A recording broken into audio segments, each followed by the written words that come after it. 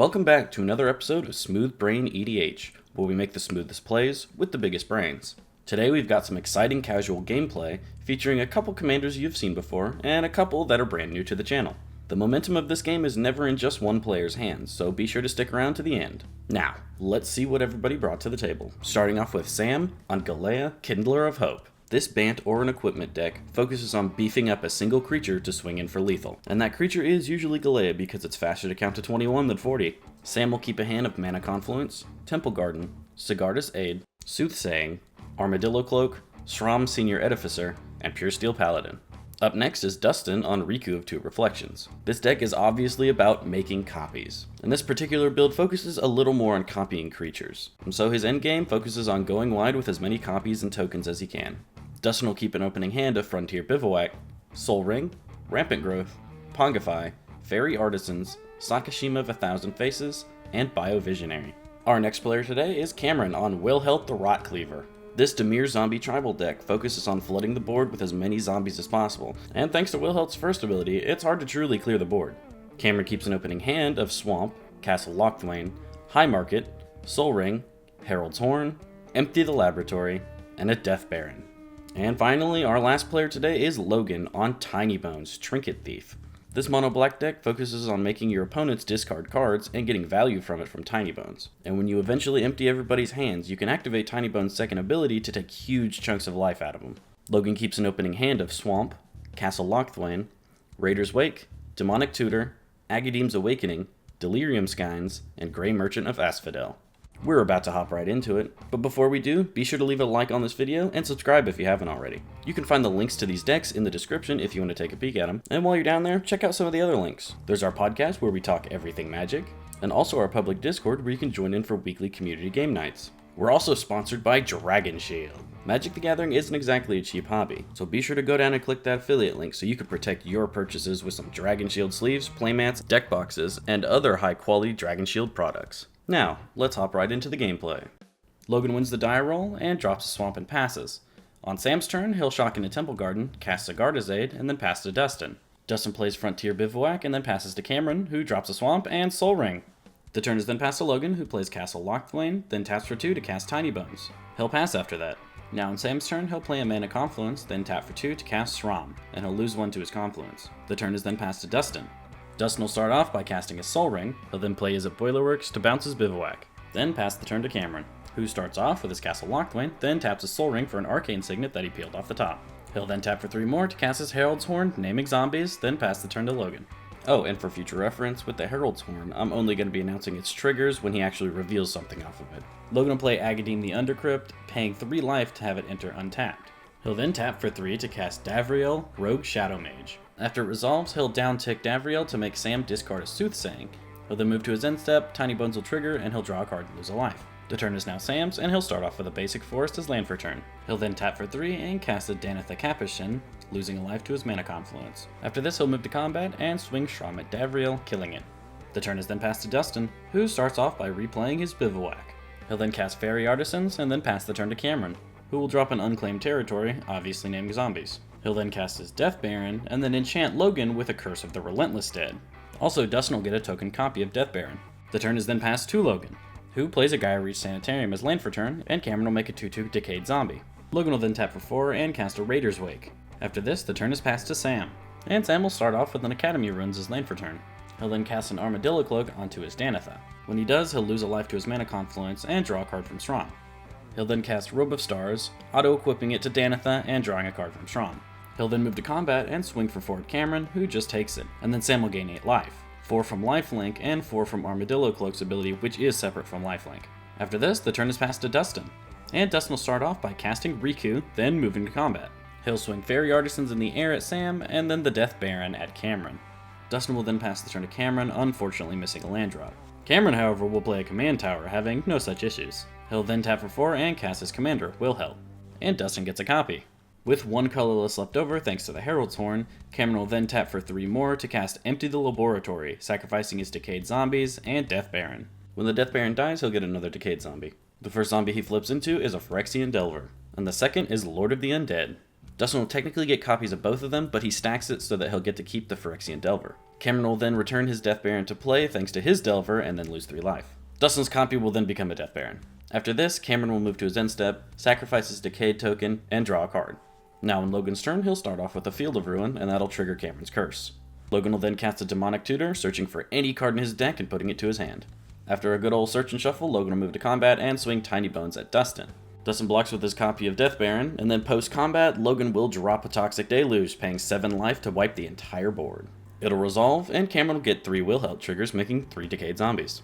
After this, Logan will move to his end step, Raider's Wake will trigger, and he'll have Dustin discard a Biovisionary. He'll also lose 2 life. The turn is now Sam's, and he starts off with an Aganjo as land for turn. He'll then cast his commander, Galea, and then takes a peek at the top of his library. He'll then equip Galea with Robe of Stars, and pass the turn to Dustin. And Dustin starts us off with Lightning Greaves. He'll then tap for 2 and cast his Rampant Growth, finding a forest to the battlefield tapped, and then passing the turn to Cameron. And on Cameron's upkeep, he finally hits something with Herald's Horn, which is a Cleaver Scab. Cameron will then play High Market as land for turn. After this, he'll tap for 3 to cast the Cleaver Scab, and then taps for 4 more to cast Distant Melody, naming zombies. He's got 4 zombies, so he'll get to draw 4 cards. After this, he'll move to combat and swing all 3 of his Decayed Zombies at Sam. Sam will block 1, take 4, and at the end of combat, Cameron has to sacrifice his Decayed Zombies. He'll then pass the turn to Logan, who immediately drops his Painful Quandary, and then passes the turn to Sam, who starts his turn off with a Sunpetal Grove. With the ability to cast all of his auras and equipments at instant speed, Sam just swings Galea at Dustin and then passes to Dustin. And on his turn, Dustin starts off with a Scoot Swarm. Quandaries will trigger and Dustin loses 5. After that, he'll play a Command Tower as land for turn, getting a 1/1 bug. He'll then equip his Scoot Swarm with Lightning Greaves, swing for 1 at Logan, and then pass the turn. Cameron will start his turn off with a Catacombs of the Verdant variety, then drops a very fun card that I love, Diregraph Colossus. When he casts it, Painful Quandaries will trigger. He pitches a zombie, and Raider's Wake makes him lose 2 life. And when the Colossus enters, it gets 4+1/+1 counters. Man just dropped a 2-mana 6/6. He'll then tap for 5 more to cast Wilhelt, and when he does, he gets a tapped 2/2 from the Colossus. And he'll also lose 5 life to the Painful Quandaries. Cameron will then move to his end step and sacrifice his tapped token to make a Decayed token and draw a card. Now on Logan's turn, he'll play a Swamp as land for turn, and Cameron's Curse will trigger. After this, Logan will drop a Tergrid, God of Fright. Dear Lord. Cameron will respond by cracking his Verdant Catacombs. He'll find an Ice Tunnel and yield priority while searching. The turn is then passed to Sam, who just passes the turn to Dustin. And Dustin decides to have a little fun. He casts Mirror Maid and copies Painful Quandaries. So he now has his own Painful Quandaries, and he'll lose 5 to Logan's. Dustin will then Monkey Tergrid. He then discards a Feldon to the Painful Quandaries, which Logan will get because the Pungify has not resolved yet. After this, the turn is passed, and Cameron reveals a Crypt Breaker to his Herald's Horn. He'll then play a Snow Swamp as land for turn, and then cast the Crypt Breaker. Double Painful Quandaries triggers, he discards 2 cards and loses 4 life to Raider's Wake. He also gets a Diregraph Zombie. He'll then activate Crypt Breaker by tapping 3 zombies to draw a card and lose a life. He'll then move to combat and swing his 6/6 at Logan, who gladly chumps with his Hippo Monkey. Cameron will then move to his end step and sacrifice his tapped zombie to make a Decayed zombie and draw a card. Now on Logan's turn, he'll start off by activating Gyreet Sanitarium to make everyone draw and discard. Sam discards a Caddy Bree, Cameron discards an Urborg, Logan discards Delirium Skynes, and Dustin will discard a Heroic Intervention. And all of Logan's opponents lose 2 life to Raider's Wake. Logan will then play a Nykthos as land for turn, and Cameron gets another zombie thanks to the curse. Logan will then cast a Mox Diamond, paying 5 life to Dustin's Quandary, and discarding a Swamp when it enters. He'll then tap for 5 and cast a Grey Merchant of Asphodel, losing 5 again. It'll resolve and everybody loses 5 life, and Logan gains 15. The turn is then passed to Sam. And Sam will start off with a Pure Steel Paladin, discarding a Ponder and losing a total of 7 life. He'll then cast a Nettle Cyst off the top of his library, discarding Wrath of God and losing another 7. When it enters the battlefield, he'll auto-equip it to Galea and then draw a card off the Pure Steel Paladin. He'll then move to combat and swing Galea at Logan, who gladly chumps with Grey Merchant. The turn is then passed to Dustin, and Dustin starts off by moving his Greaves over to his Bug. He'll then cast Sakashima of 1,000 Faces, not realizing that his copy ability doesn't target, and he didn't need to move the Greaves. Regardless, Sakashima becomes a copy of Scoot Swarm, and he moves the Greaves back over. Logan then remembers his Painful Quandary trigger, and Dustin discards Kiki Jiki, losing 2 life. He then moves the Greaves over to Sakashima, and plays an island, getting 2 bugs. Dustin then passes the turn. But Cameron stops him on his end step because he's got some stuff to do. He starts by tapping 3 zombies to draw a card and lose a life. He then activates Cleaver Scab to sacrifice Diregraph Colossus and gets 2 copies of them. When they enter the battlefield, he gets 5 +1/+1 counters on each of them. Those tokens actually come in untapped, and when he sacrificed the original one, he got a 2/2 Decayed Zombie. So he'll use those 3 zombies to activate Crypt Breaker again, drawing a card and losing a life. Now finally on Cameron's turn, he'll play an Exotic Orchard as land for turn. Cameron then offers a deal to Dustin and Sam. If they promise to not swing at him for one turn, he'll kill Logan this turn. And they both agree to this. And so Cameron will start by casting Reanimate on his Death Baron. He loses 3 life from the reanimation, and then 4 from discarding 2 cards. He'll then activate Cleaver Scab to sacrifice it and get 2 tokens of it, giving all of his zombies +2/+2. Cameron then turns everything sideways at Logan. And after calculating damage, it's a total of 46, so even if Logan blocks him with a 9/9s, he's still dead. He does block with the Felden so Dustin can get it back to his graveyard, but he is dead. Cameron will then move to his end step, sacrifice his Crypt Breaker, and make a 2/2 Decayed Zombie and draw a card. The turn is now Sam's. And Sam immediately drops a Winds of Wrath, and he'll lose 5 life to Dustin's copy of Painful Quandaries. Cameron has a response though, and he fierce guardianships it, discarding a card.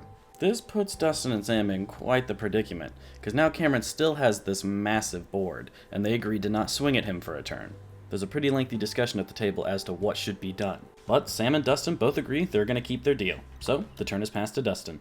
And Dustin starts off with a Mosswort Bridge, hiding away a card, and making 2 copies of Scoot Swarm. He'll then tap for 6 and recast Riku. The turn is then passed to Cameron, and Cameron will stop him on his end step to activate High Market, sacrificing a Decayed Zombie and gaining a life. Now on his turn, he'll cast Heuristic Study and discard an island. Cameron will then activate his Cleaver Scab to sacrifice a copy of Diagraph to make 2 more Diagraph copies. These ones enter with 7 1/1 counters. He also gets a Decayed Zombie, then moves to his end step, sacrifices a Death Baron to draw a card, and get another Decayed Zombie. The turn is now Sam's. And Sam will start off by casting a Kodama of the West Tree and will not pay the 1, and then discard Serum Visions.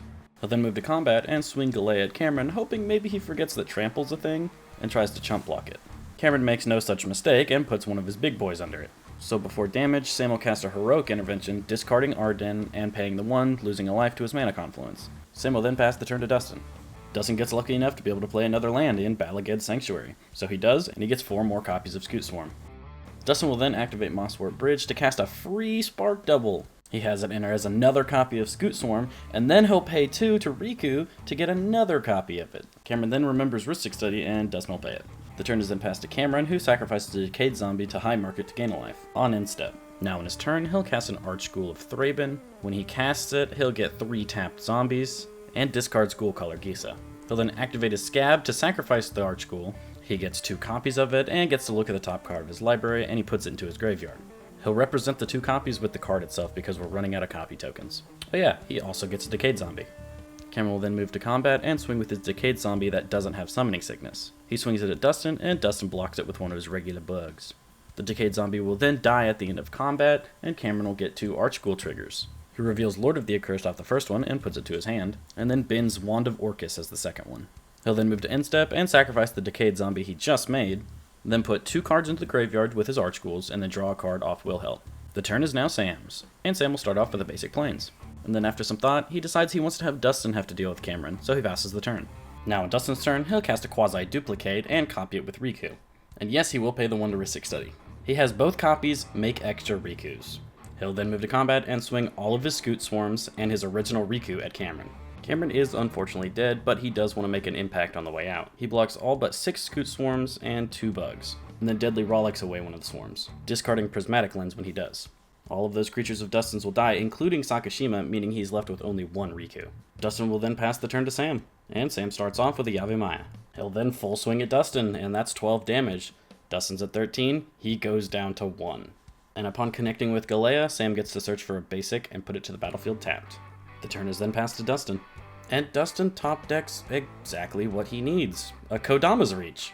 And he taps his Is It Boilerworks to copy it with Riku. So he gets to search for 4 basics, put 2 of them to the battlefield tapped, and 2 to his hand, and then he'll play another one. This nets him 35 Scoot Swarms, bringing his total to 40.